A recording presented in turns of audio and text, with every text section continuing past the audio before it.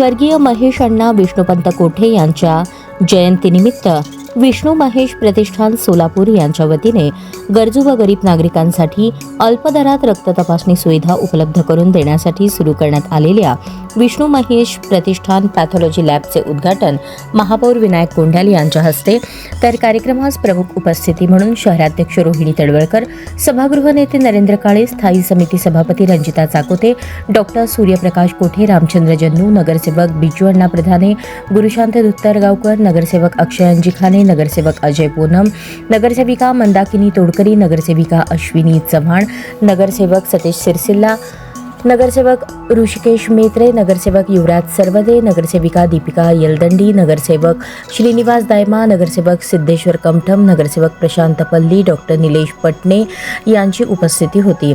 या प्रसंगी मान्यवरांच्या हस्ते प्रतिमेचे पूजन करण्यात आले, तसेच उपस्थितांचे स्वागत व सत्कार करण्यात आले।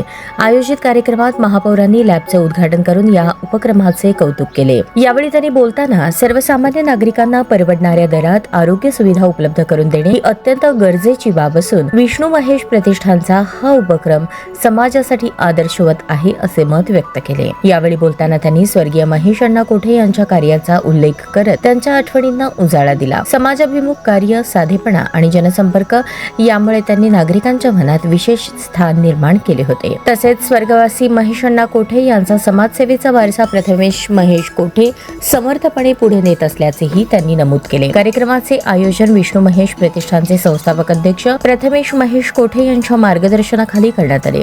या पॅथॉलॉजी लॅबमुळे शहरातील नागरिकांना अत्याधुनिक व विश्वासार्ह तपासणी सुविधा अल्प दरात उपलब्ध होणार असून आरोग्य सेवेला मोठी चालना मिळणार आहे। कार्यक्रमास नागरिकांनी उत्स्फूर्त प्रतिसाद दिला।